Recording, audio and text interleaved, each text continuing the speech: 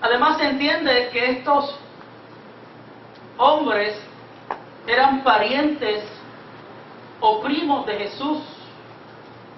Pero esto nos enseña también una lección interesante, importante.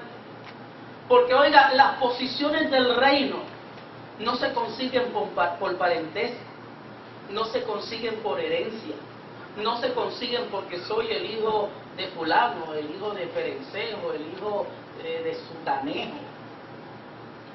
Jesús les respondió y les habló de beber el cáliz o de la misma copa. Y fíjense, cuando usted lee el texto bíblico, Jesús se los pregunta a ellos y le dice: ustedes son capaces de beber de mi copa, ustedes son capaces de beber del cáliz. Y eran peticiones que hacían estos hombres que no sabían en realidad lo que decían. Cuando estos hombres le dicen a Jesús: nosotros sí podemos beber del cáliz, no tenían idea, no se imaginaban que beber del cáliz era estar dispuesto a recibir toda la ira que recibió Jesús sobre sí. No sabían que el cáliz representaba la ira de Dios vuelta sobre Jesús al él cargar los pecados de la humanidad. ¿Cuántas peticiones no hacemos nosotros? ¿Cuántas cosas en las cuales nos comprometemos? ¿Cuántas cosas decimos con ligereza? Por eso Santiago dice: todo hombre sea que pronto para oír, tardo para hablar y tardo para irarse. Pero nosotros somos rapiditos y hacemos compromisos, oiga, sin tomar en cuenta la consecuencia de lo que decimos. La realidad es que Dios se toma muy en serio nuestras promesas y Dios se toma muy en serio lo que decimos que vamos a hacer. La realidad es que esta petición de los discípulos provocó malestar y descontento entre los otros discípulos, que tal vez estaban pendientes a posiciones también. Pero estos se le habían adelantado, porque el que da primero dicen que da dos veces. Ahora, Jesús tiene que enfatizar nuevamente sobre la gran diferencia entre su reino y los reinos de este mundo. Porque lo grande del reino de Dios es que funciona en forma totalmente opuesta, a la inversa del sistema mundanal.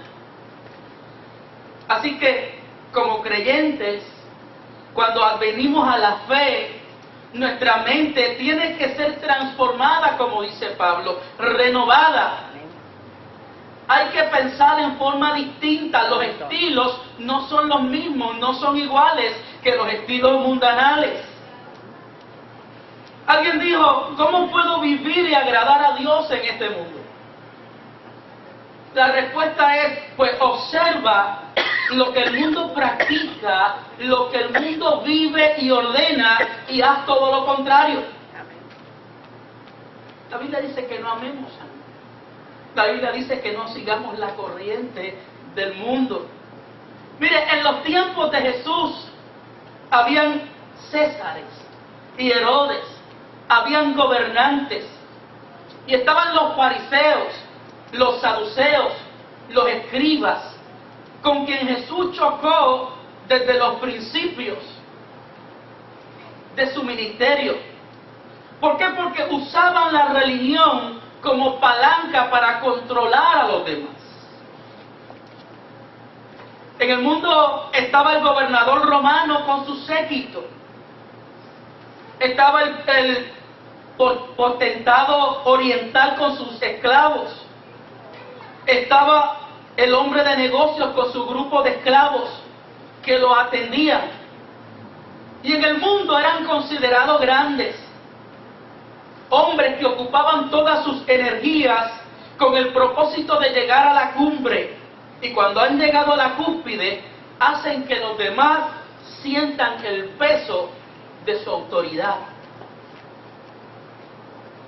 Hombres que con frecuencia piensan en sí mismos y hacen que todos sus súbditos sean atemorizados, oiga, bajo el aplastante peso de su poder.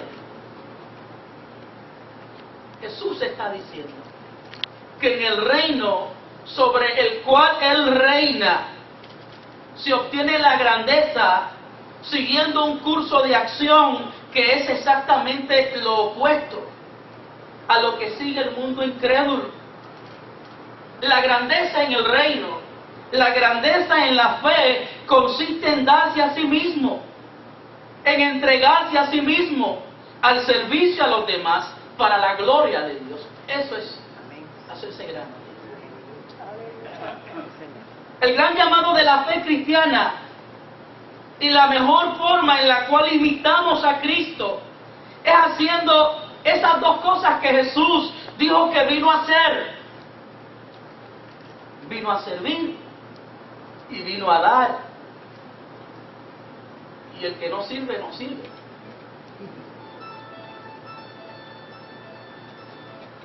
Y cuando damos nos parecemos a Dios. Charles Swindoll, uno de mis escritores favoritos, en su libro Un desafío a servir, dice que la imagen que venía a su mente de un siervo era la caricatura de una criatura que no tenía voluntad ni propósito en la vida. Una criatura encorvada, abrumada de espíritu, sin estima de sí mismo, sucia, arrugada y cansada, cierta clase de mula humana que con un suspiro se arrastra y camina pesadamente por los largos callejones de la vida.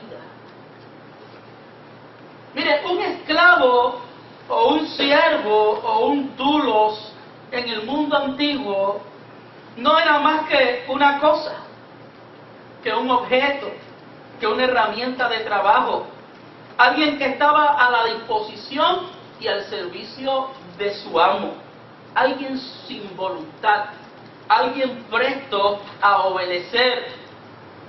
Mire, los esclavos eran marcados con el carimbo. De hecho, un amo podía disponer de un esclavo si éste no lo obedecía. Podía venderlo, podía regalarlo, inclusive podía hasta quitarle la vida. Jesús le está diciendo a sus discípulos: yo no he venido para ser servido. Les está implantando las leyes del reino. Ustedes deben ser servidores. Esto no se trata de acomodo personal o de actos egoístas. Se trata de desprendimiento desinteresado.